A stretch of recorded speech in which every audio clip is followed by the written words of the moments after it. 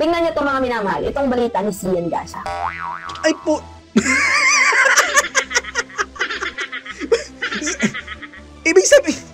Ibig sabihin, yung information mo, nakuha mo, kay Sian Gasa? Yung scammer? Na nasa iba-ibang bansa? Potragis, comedy ang pucha. Puta, doon mo pala nakuha yan? Doon mo nakuha yung argumento mo, ate? Pucha, doon palang uwian na eh. Si Sian Gasa. Put, may nga palang naniniwala sa basura na yan? Ha? Diba?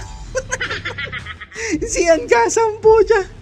Pero sige, nako, ituloy natin to. Mukhang masarap pagtripan to ah. Akala ko naman kung ano to, buwisit. Sian Gasa lang pala. Eh, basura yun eh. Hello guys, what's up? This is Mr. Rio once again. Kumusta na kayong lahat mga idols? Alam mo, sa totoo lang, naalarma ako dahil may nag-message po sa akin ng ganito mga idol. Kaya napabalik po ako bigla sa pagbablog ngayon eh. Kahit alam nyo na, meron pa rin ginagawa, syempre meron trabaho mga idols. Pero maraming salamat po sa mga nag-message, sa mga concern, the best kayong lahat mga idols. Sobrang na-appreciate ko po lahat po ng mga message ninyo, lahat po ng pag-aalala nyo. Okay lang po ako mga idols, okay lang po. So ayon nga sa message mga idol, sobrang fake issue na daw po ang binabato ngayon kay VP Sara. Sabi daw po ni baklang kismosang si Gasa. Pinagkalulo daw po ni VP Sara ang tatay niya para makuha daw ang simpatya ng taong bayan. Imagine that mga idol. Kaya naman ito po ang pag-uusapan natin ngayon mga idols. So pasensya na nga po pala guys kasi after nung last live testing ko, bigla na namang nagsidagsaan ng mga nagpagawa ng mga jingle. At syempre kasabi pa po ng work ko ngayon, kaya nawalan po talaga ako ng oras mag-vlog. So pasensya na mga idols. Pero ngayon, I'm back, so let's do this mga idols. Pero bago nga pala ang lahat mga idols, syempre nung mga oras na inaresto ni Torre, si Tatay Diggs, pucha, sa sobrang galit ko nun mga idols, nako, hindi ko ma-explain yung galit na nararamdaman ko ng mga idol sa administration na to, promise. Sa sobrang galit ko nun mga idol, kung gumawa ako ng content na mga oras na yon, malamang puro mura ang mga nasabi ko nun mga idols. Sa totoo lang, malamang restricted ako sa YouTube ngayon, saka sa Facebook, dahil sa magagawa ko sanang content na yun. So kailangan ko po talagang kontrolin ang sarili ko. At baka kung anong below the belt na words ang mabitawan ko kapag gumawa ako ng content na mga oras na yun. Pero kung susukatin ko ang galit ko noon mga idol, para akong si San Goku na nag-Super Saiyan, promise. Alam nyo yung hindi na yung salita lang na suporta ang gusto kong gawin. Alam mo yung gusto ko ng suguri ng solo, yung Malacanang, kung may superpower lang ako, at uubusin ko lahat, lilipunin ko lahat na mga company mga doon mga idol. Sa totoo lang, seryoso yun. Walang biro mga idol. Yun na po ang gusto kong suporta. Ayoko na po ng puro salita lang. Alam nyo yun? Kaso wala tayong superpower guys eh. Yun nakakalungkot eh. Sana nga meron eh. Kasi kung meron yung talagang gagawin ko eh no, uubusin ko talaga lahat ng mga company mga guys. Promise yun. Kaya guys, bilang ganti sa kayupan ng mga admin na to, ang magagawa lamang po natin ngayon ay iboto ng straight ang mga kandidato ng PDP Laban mga idols. And speaking of iboto at suportahan ang mga kandidato ng PDP Laban, syempre full support po ako sa mga kandidatong yan mga idols.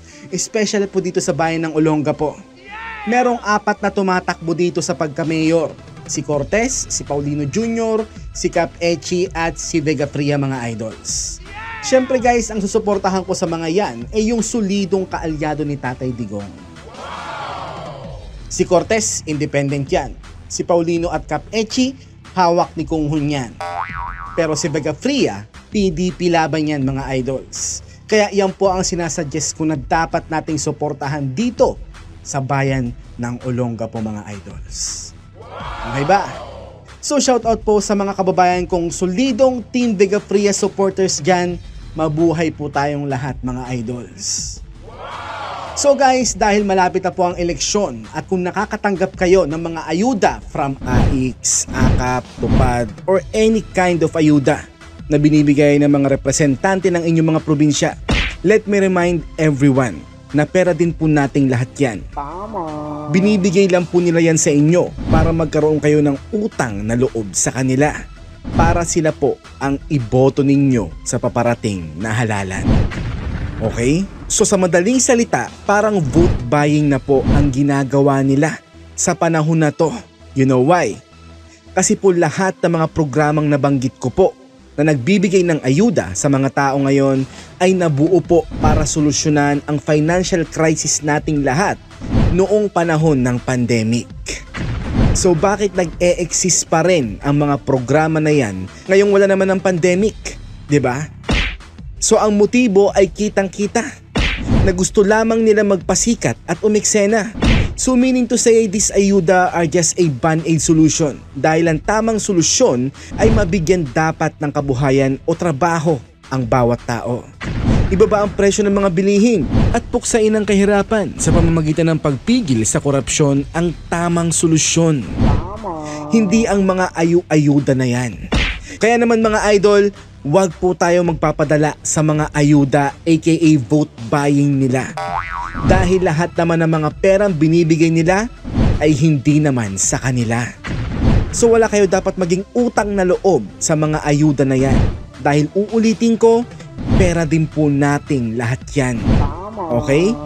So sa darating na eleksyon mga kapatids, tanggapin nyo po ang mga perang binibigay nila sa inyo para bilhin ang mga boto ninyo. Fine, tanggapin nyo yan. Lamang tiyan din yan. Tapos, iboto nyo pa rin ang kandidatong gusto nyo. Bakit? Malalaman pa ba nila kung sino ang binoto nyo? So pag nagawa po natin lahat ito, ibig sabihin lamang po nun, hindi na bo ang mga Pilipino.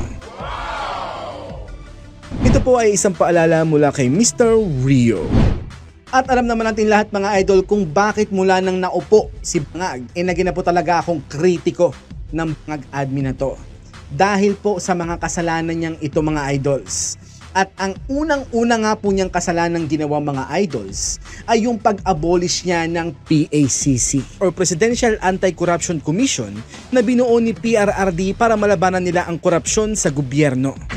Imagine kakaupo pa lang ni Bangag sa pagka-presidente, yan agad ang inabolish niya o yan agad ang unang-una niyang ginawa mga idol. Eh di kitang-kita ang motibo, di ba? At yun ay walang iba kundi ang mag-giveaway sa corruption activity na isasagawa nila in the future at yan nga po ang ginagawa nila.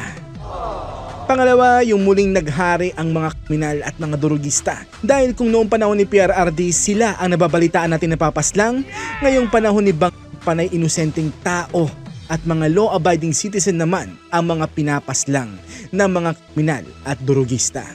Imagine that? Dun pa lang wala ng continuity. Diba? Pangatlo, syempre ang 20 pesos na per kilo na bigas na pinangarap ni Bangag na ginamit niya sa kanyang pangangampanya. Tapos nung nanalo na siya, hindi pala 20 pesos na per kilo ang gusto niyang mangyari. 20 pesos na per kilo pala na dagdag. Alang hiya na yan, no? Budol Israel. Pang-apat, yung nag-upgrade na po ngayon ang mga durugista. Kasi kung dati, kung saan-saan lang ang mga drug den, ngayong panahon ni Bangag po siya nasa Malacanang complex na rin. Imagine that? Lumalapit sa kanya, no? Gumagapang lang sila. Panglima, yung pinagtangkaan nilang amyendahan ang saligang batas para ma-extend ang kanilang mga termino sa kanilang mga posisyon. At para masaya ginamit nila ang mga ayuda para papirmahin ang mga tao na magpa-participate na tinawag nilang People's Initiative. So dahil sa galawan nilang yan, nag-backlash po ito sa kanila nang binanatan sila ni PRRD sa kanyang mga prayer rally. At nireveal nga po ni PRRD ang kanilang mga motibo. At yun nga po ay para ma-extend ang kanilang mga termino sa kanilang mga pwesto. Pang-anim, ipasok na po natin dyan ang mga ninakaw ni Romualdez sa Kamara from NEP to GAA. Imagine billions of pesos ang ninanakaw nila taon-taon, no? Grabing garapalang pagnanakaw yun. So ito po pala ang dahilan kaya po inabolish agad ni Bangag yung PACC ni PRRD. Para mag-giveaway sa korupsyon ng Kamara ngayon. Ang galing, di ba? Budol is real, mga idol. Pang-pito, ipasok na po natin dyan ang bilyong-bilyong investment sa Maharlikan Wealth Fund na wala pa rin tayo nababalitaan hanggang ngayon. Kailan kaya nila planong i-initiate or i-implement ang mga plano nilang gawin sa Maharlikan Wealth Fund na yon, no? Pagputi na ang uwak. Pangwalo, ipasok na po natin dyan yung billion a day na invisible flood control project ng Bank Administration. Parang wala naman no?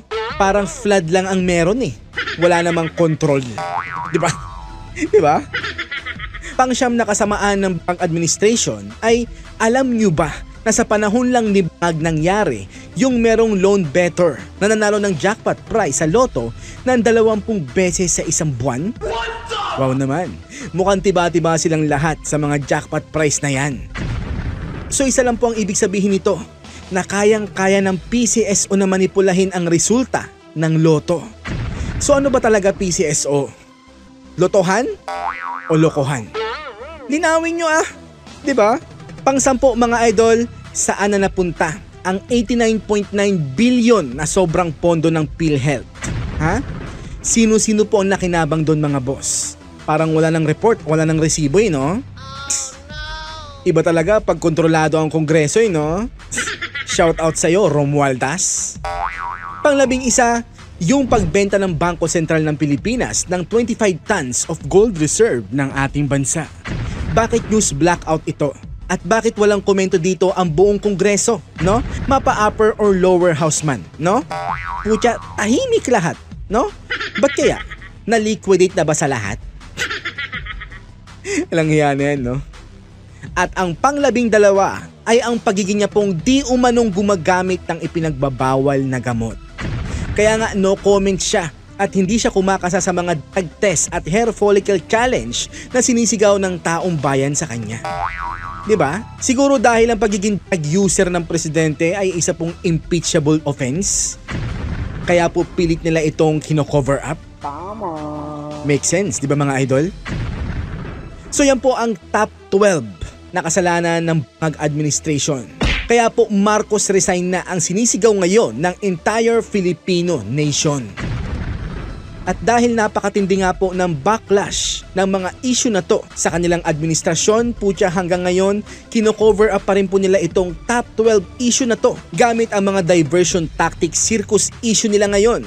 Gaya ng mga issue sa Pogo, kay Alice Guo, Pastor Kibuloy, EJK investigation kay PRRD at ang confidential funds ni VP Sara at ng OVP. So may dumagdag po sa top 12 na kasalanan ni Bang mga idol dahil ang top 13 sin ng Bangag Administration ay ang pagsama ng BICAM ng pondo ng AKAP kahit hindi naman ito kasama sa NEP or National Expenditure Program. Samantalang ang top 14 sin ng Bangag Administration ay yung pag-zero budget sa PhilHealth ngayong paparating na taong 2025. At ang pang top 15 na kasalanan ni Bangag ay yung tinolerate niya ang garapalang pagnanakaw ni Romualdez at ng mga puppet nito sa Kamara. At syempre po nadagdagan ng mga kasalanan ni Bangag mga idols. Pang number 16, yung pinahintulutan niyang maaresto si Tatay Dig sa ngalan ng ICC at Interpol. Number 17, yung pagsisinungaling niya na may arrest warrant daw from ICC through Interpol na hanggang ngayon wala pa rin silang maipakita sa PCO. Chinek ko po ang PCO, wala pa rin pong post ng warrant of arrest na yon hanggang ngayon. Di ba yung po ang sabi ni Remulla dun sa live nila na puro laugh at angry emoji ang mga natatanggap nila, di ba?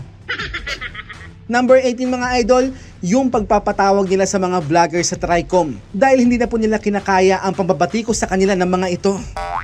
Number 19, putya yung pagtatawag nila sa taong bayan ng mga trolls daw tayo.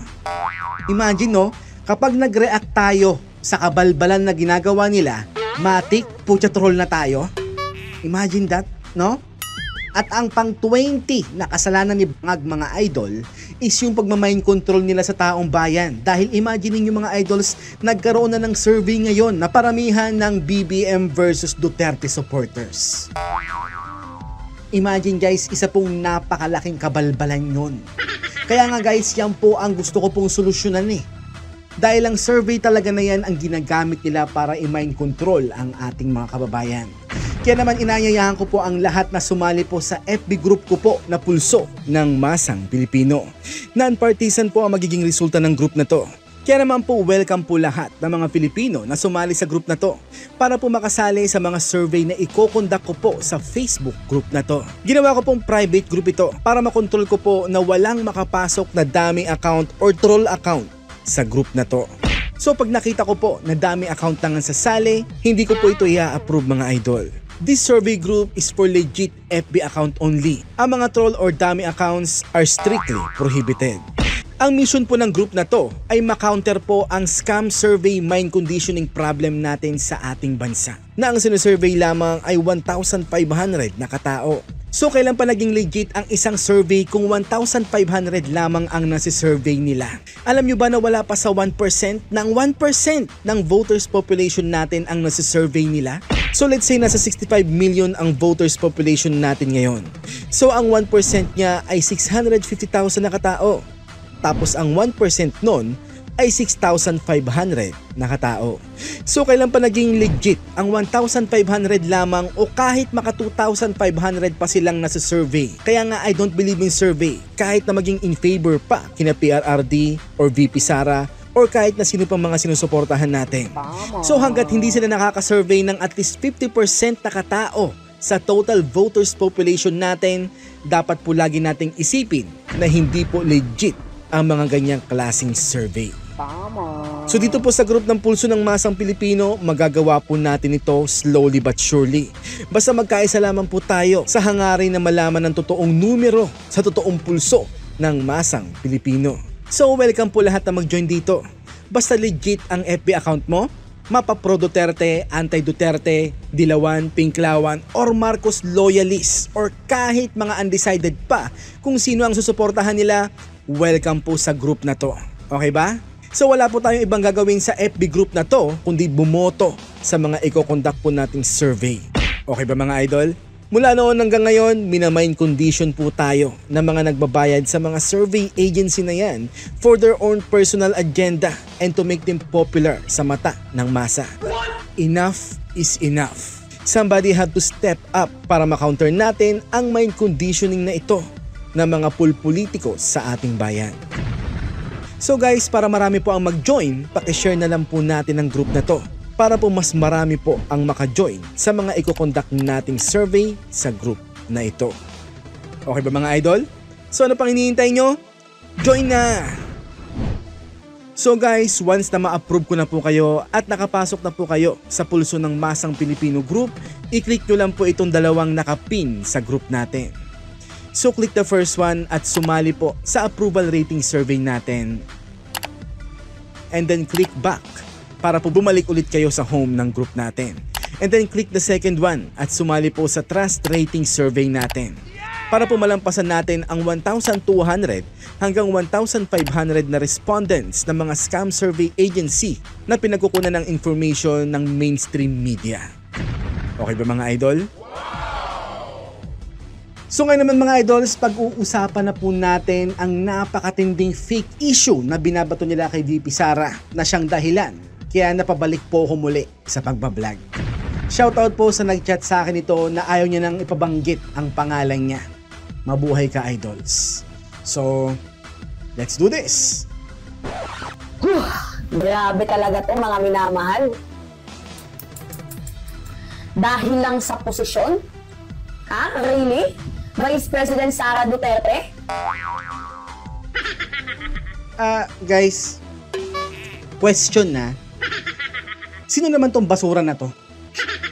Ngayon ko lang nakita to Ano to?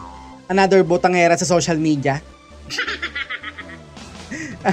Alam nyo guys, nawiwirduhan ako sa video na to Beka naman, pwedeng pakibawasan ng alambre sa ngipin mo madam.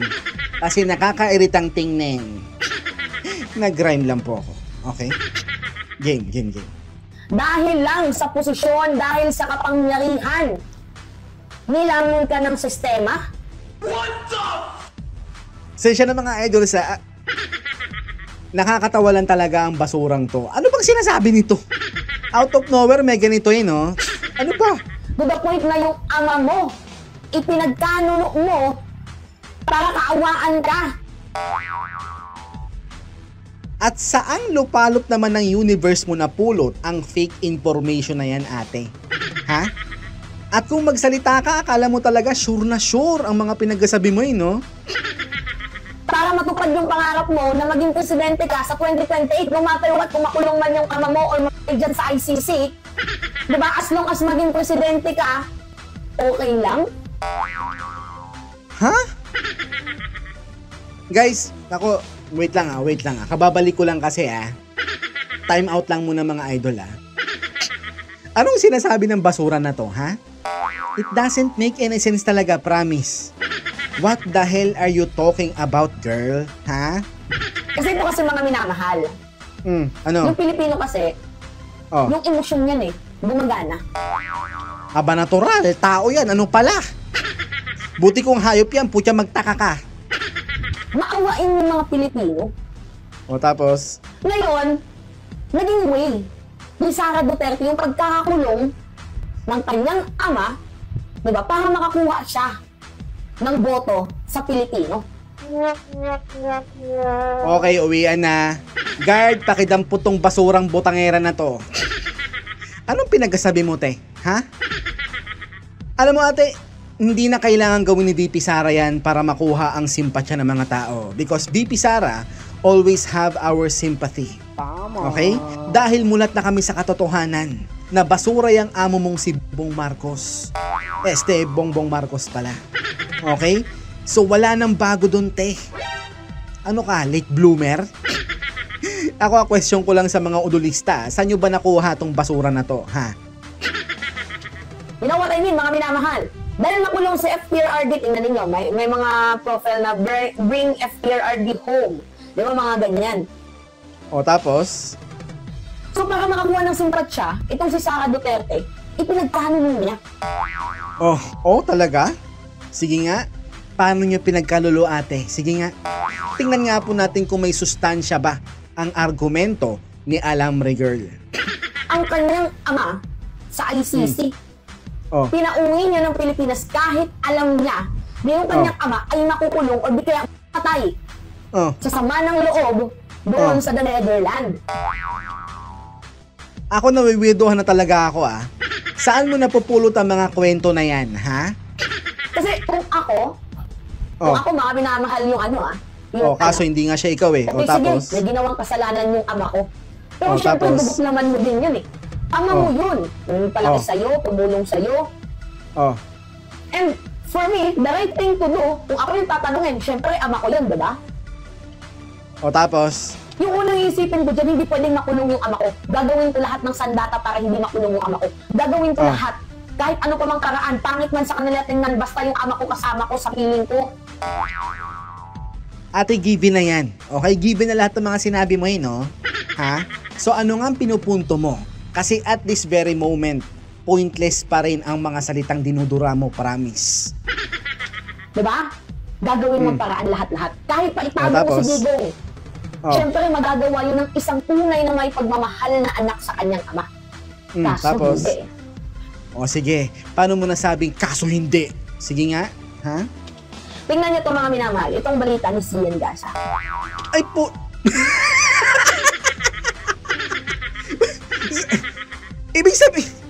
Ibig sabihin, yung information mo, nakuha mo, kay Sian Gasa?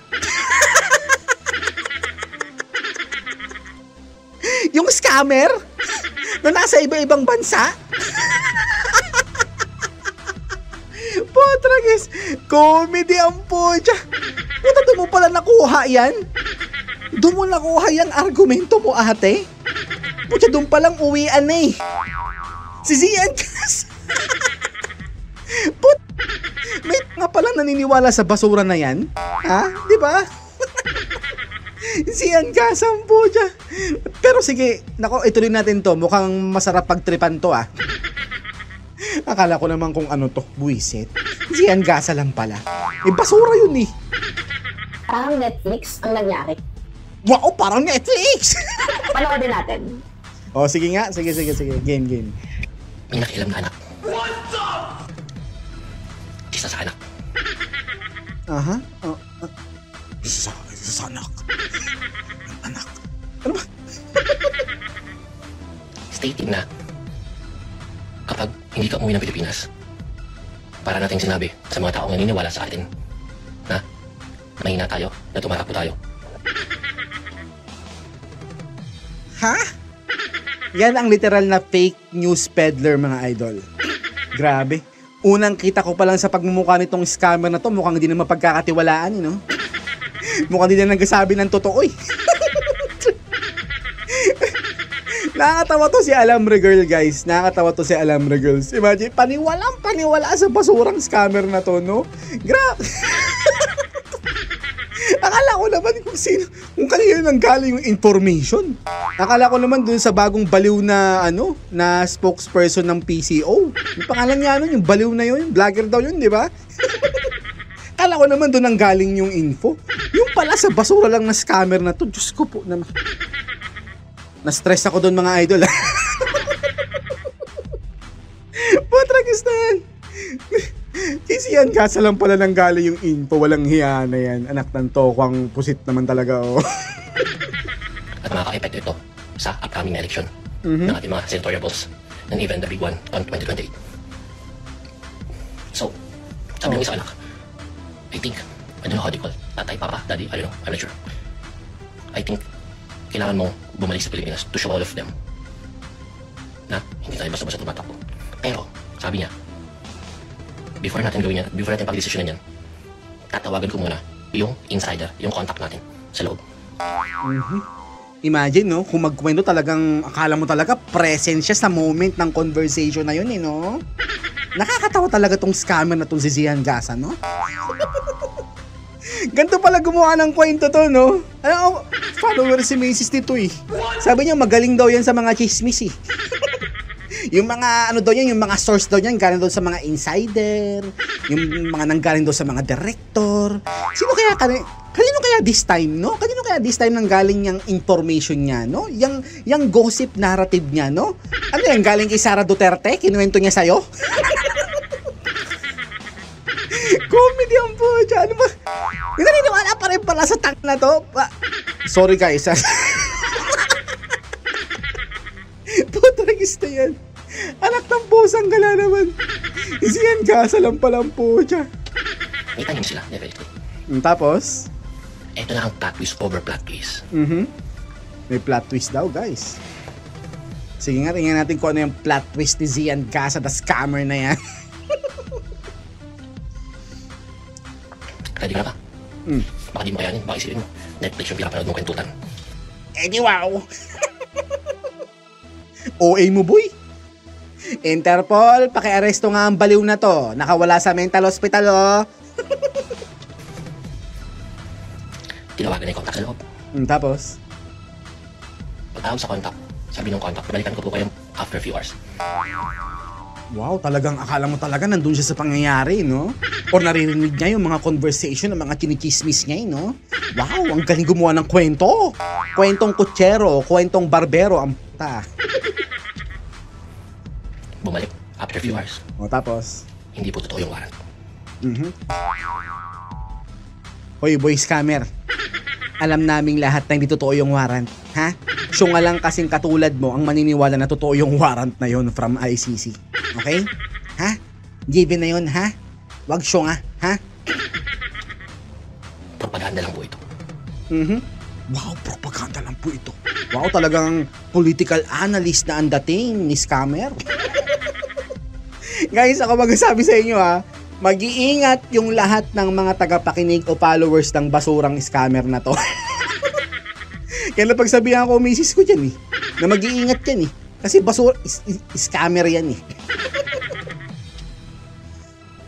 Paano nangyari yun? Paano nga ba? Sige. Na pala nila na itong contact o tanim nila sa loob na insider ay hawak ng Duterte camp.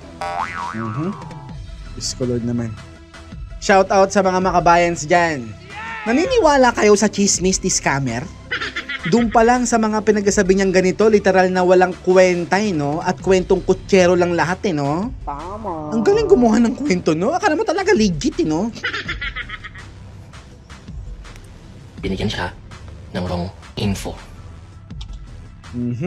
O sige, ginawan daw siya ng wrong info. Paano mo nalaman? Di ba? Unless kinuwento sa'yo ni VP Sara yan. Na imposibleng mangyari. Di ba? Kasi kung makakwento to, akala niya alam na niya talaga lahat, no? Via message. Via message daw. Stating sa lahat ng staff sa loob. Right. Na mala, group message, group chat. Alam mo yung send to many. Imagine nag-explain pa talaga siya ng group chat or send to many, no? Ano akala mo sa mga tao, syunga? Katulad ng basurang babae na yan na nakikinig sa'yo? Na si Alamre Girl, ha? Na yung warrant ay hindi totoo. At wala tayong any information na natatanggap dito. Pero saan niya lang sinend. Wow! Ang sarap talagang pakinggan ng mga taong sinungaling at palagawa ng kwento, no? In fairness, nakakatuwang nakakainis, ha? Kasi alam na magre-report siya sa kabila. Pagbanat niya na fake lang po hindi yan totoo. Kasi talagang cast ito sa loob. Nag-book agad sila ng flight para kinabukasan. Sabay announce sa lahat na Tatay Digong uuwi bukas, lalapag alas 9, bla bla bla. Wow, sino naman kaya ang source ni scammer ng mga chismis niya, no? Si Lizard? Or si Bangag mismo? Or yung buang na bagong spokesperson ni Bangag? Nag-aasta ka kasing alam na alam mo talaga no? In fairness sa'yo,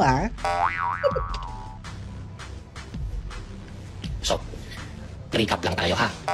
Wow, may recap pa talaga si scammer. Oo, tama, mag-recap ka talaga kasi mahihina ang utak ng mga tagapakinig mo, boy. Bago pala lumipad, alam na agad nila na merong ganong possibility. Pagdating nila dun sa Hong Kong, binilala siya ng mga lawyers na wag umuwi. Delikado. Alright, hindi worth it yung risk. Tapos? Kaya lang merong nakialam na isang anak na meron nakialam na isang anak na pinakinggan ni former President Rodrigo Duterte. Tapos, Edimatic, si VP Sara yung tinutukoy niya. Di ba? Kasi meron daw siyang insider sa loob. Hindi sabi na hindi daw yun totoo. Yung warrant. Kaya lang ito pero insider sa loob ay identified na kaya feedan siya ng wrong information para mag-report ng wrong information sa kanilang kapo. Kaya napilitan siyang umuwi din. The rest is history. Wow!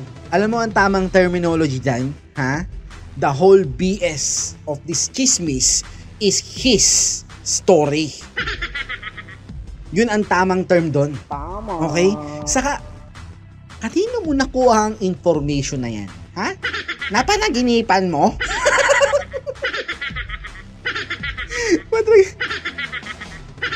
Unless kinuwento sa'yo ni VP Sara. Kasi yung mga conversation ng mga pinagkasabi mo dyan is dapat manggaling sa kanila. Di ba? Hindi sa kalaban nila. Tama. Di ba? So pag kinikwento mo yan, dapat manggaling yan sa side ni na PRRD. Kung hindi si VP Sara, si Kitty Duterte. O kaya naman si Madam Hanilet. O kaya yung asawa ni PRRD. Okay? Kasi ang galing gumawa ng kwento, boy, no? In fairness sa'yo, ha? Nakakatuwa, promise. Buset na yan. You know what's the funny with this thing is, everything is by the book. Wow, everything is by the book? Book of what, ha? Your book of scammer gossip, ha? You know, everything is by the book. Technically speaking, you know, nagawa nila lahat within the power or the reach of the law. Kaya lang na weaponize lang to their own personal gain. Wow, talagang naging political analyst na rin pala tong si scammer, no? Malamang kakagoogle niya lang ng kanyang mga terminologies ngayon, no? Wow! Edi wow! And nakakalungkot lang kasi, syempre, based sa kwento, based sa plot, avoidable pala siya. Wow! Based sa kwento, based sa plot, avoidable pala siya. So ngayon ang tanong, sino ang nagkwento sa'yo niyan, ha? Boy scammer? O baka naman napresyohan ka na para gumawa ng chismis, para pagtakpan ang ginawa ni Bongbong Marcos kay former President Duterte. Diba? At alam ko naman, at ramdam na ramdam ko ang motibo ng gossip narrative mo eh. At yun ay walang iba kundi ang i-justify ang ginawa nilang illegal arrest or warrantless arrest against Tatay Diggs. Tama. Diba? Ikaw ang naging sugo ni Napangan para gumawa ng kwento para ipakalat sa mga tangang supporter mo. Busit din. Shoutout sa mga nakikinig sa basurang to, ha? Good luck sa inyo. Sana hindi pala siya nangyari. Kung nakinig lang sana yung former president sa group of lawyers niya at hindi sa kanyang anak. Diba? Justification and betrayal ang gustong palabasin ng gossip narrative mo, scammer. Di ba kaya na-aresto si Tatay Diggs kasi nakinig siya kay VP Sara, sabi mo, di ba? Hindi sa mga lawyers niya. Di ba? And obvious naman ang motibo ng gossip narrative mo, boy. Girl pala. Yun po.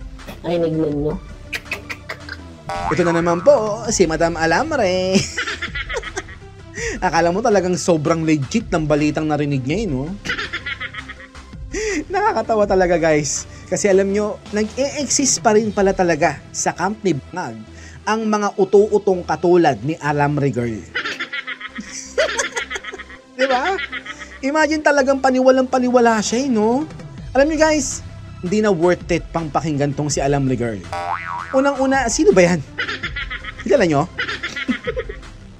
Pangalawa, nanggaling lang pala sa scammer yung balitang ina-amplify niya. So sa madaling salita, zero credibility ang information na bino-brought up ni Alamre Girl dito. Diba? But the fake issue being spit upon VP Sara is very, very serious talaga, mga idol. Itong si Zian Gasa ang dapat ipa-aresto ng mga congressman sa TRICOM nila. No?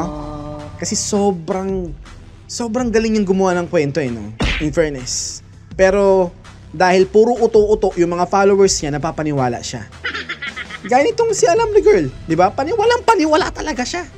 No? O VP Sara, pinagkalulo mo ang tatay mo. Ha? Really? Di ba? Nakakatawa lang to, eh. Akala mo talaga legit yung information na narinig niya mula kay Zian Gasa, no? In fairness, ha? Kaya nga, guys, itong si Zian Gasa dapat ang ipa-aresto ng mga congressman sa TRICOM nila. Di ba? Kaso syempre, sumasang-ayon po yung mga pinagsasabi ni Zian Gasa sa naratibo ng Bangag administration na to. So hindi yan ipapa-aresto ng mga congressman na tuta ni Romualdez. Di ba, guys? Expect nyo na yan. Basta lahat ng mga vlogger na sumasang-ayon sa kanila, ng mga bayaran nila, hindi nila yan ipapatawag, guys. Siyempre nag-a-agree sa kanila, eh. Pero yung mga against sa kanila at nagasalita laban sa kanila, ipapatawag nila yan sa TRICOM at hihiyain nila yan. So guys, kung meron mang dapat ipatawag at dapat pagpaliwanagin sa TRICOM, si Alamre Girl yon at itong si scammer Zian Gasa. Imagine nagpapakalat sila ng mga fake issues para sirain si VP Sara. Nag-rhyme lang po ako, okay? At sa katotoo rin po yung sinabi nyo nag-message sa akin na sobrang fake issue na ang binabato ngayon sa mga Dutertes. Kaya dapat lang talaga na magsalita na tayo tungkol dito. So guys, sama-sama po nating ipanalangin si Tatay Diggs at ang Duterte camp sa laban nating ito.